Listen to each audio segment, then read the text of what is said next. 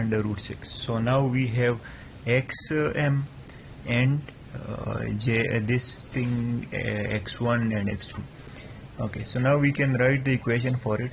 So v1 would be equal to I1 into, this is I1 into 2j plus I2 in the same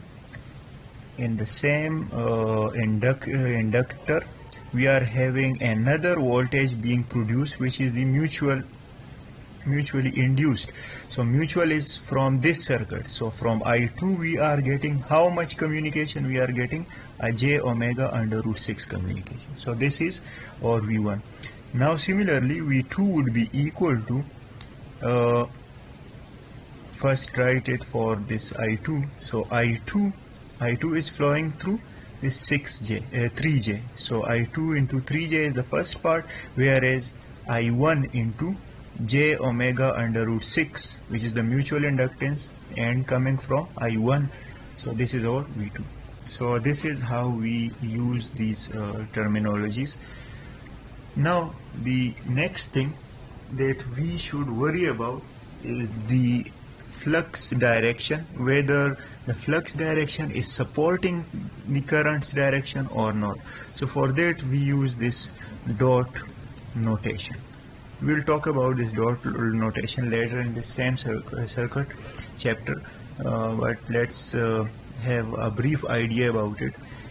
If two currents are present in a circuit, and let's say there are two dots in it, and both the currents are going towards the inductor from the dot side, so input to the circuit and input to the circuit, we will use a positive sign here. But if one dot has a current entering and other dot has a current outgoing from this circuit, from this inductor, then we will write a negative sign here. So this shows the communication of two inductances with one another, that how the flux is interacting. Sometimes the flux might be in reverse order. Let's say this current is not here, this current is here. So this current will totally oppose this one. So in that case we should subtract from it. So this is a brief introduction to dot notation. Later we will study it. Okay. So this is the dot convention.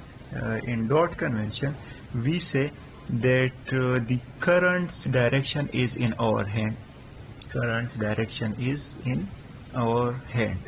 So if we say that one current is like this and other current is like this, so both currents are entering the circuit, so we will write a plus sign with both the mutual inductances. So plus is here, plus all around.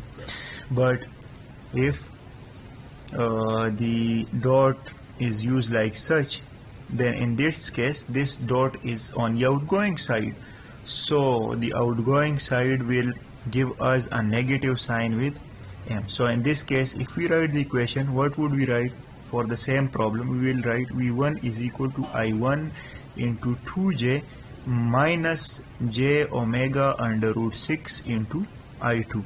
Similarly, V2 is equal to I2 into 3j. I am using I2 directly here. This should be here, but I am using it on this place. And minus j omega under root 6 into I1. So j under root 6 is our m and j omega m, and I1 is from current. So this is from current, this is M12, this is M21. Okay, so I hope you got the idea. So there were two cases. In the first case we had a positive sign. So here if we write the equation, this would be V1 is equal to I1 into d by dt I1 into L1 and plus d by dt of I2 into M12, or V2 would be d by dt of I2 into L2 plus d by dt of I1 into M21 in 2 due to 1 and 1 due to 2. Okay, so this is positive. Now if here we consider it, we will write V1 is equal to d by dt of I1 into L1, and since it is entering and it is leaving, minus d by dt I2 into M12. Similarly, V2 is d by dt of I2 L2 minus d by dt I1 M21. So plus is changed to minus if this is entering, leaving. Similar case would happen if we had something like this. Not here. So something like this. So here it would be leaving current and here it would be entering current. So red is the new scenario for us. So in that case we will also use this negative sign. Now this is assuming that we are having n number of fluxes. So in n number of fluxes, the first one would be the in and the second one would be from. So in L1 due to L2 would be M12. So here we would use d by dt of I2, and this would be inside the V1 due to current in 2. Similarly, we can write V is equal to V11 plus V12. So V11 would be d by dt I1 and L1. So self are similar, mutual are different. So this is the summary. Okay. Now we are having this explanation of the previous dot base convention. So this is now pretty much easier. We are having M instead of L12 or L21. So we were going already ahead of this discussion, this book's discussion. Let's examine it. This first current is like this, second current is like this. We are having positive entry, positive entry. So if we write V1, so V1 would be equal to V11 plus V12, whereas V11 is d by dt I1 into L1 and V12 is d by dt from I2 in L1, so that would be termed as M, because we have said that L12 is equal to L21 is equal to M, so we are using M. So this is the case, but if we replace this dot over here just like this, so now it is here, so we can still say that this is leaving and this is leaving.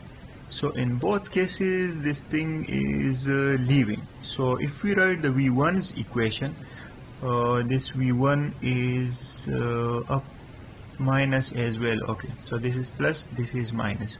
So we can write it as minus V1 is equal to, so leaving and leaving, so d by dt I1 L1 plus, because both are leaving, so we will write plus d by dt I2 M. So this minus, if we make it to go here and here, so we will get minus and minus here. So same equation holds for our type of logical explanation of the dot. Solve this second side by yourself.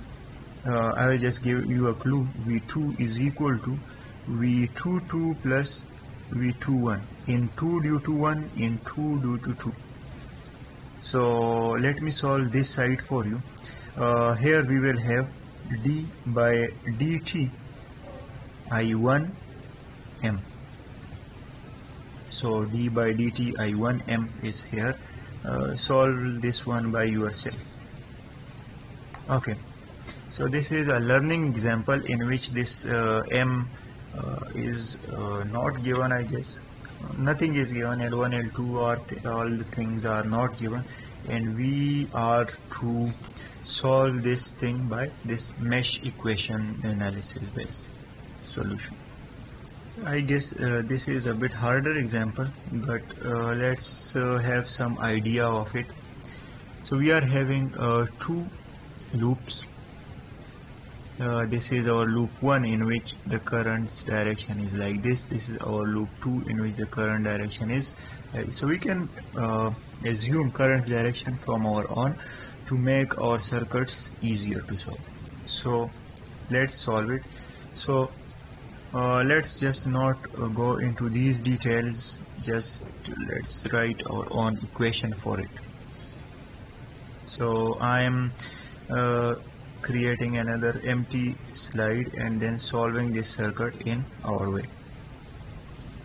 Okay, so the circuit was something like this.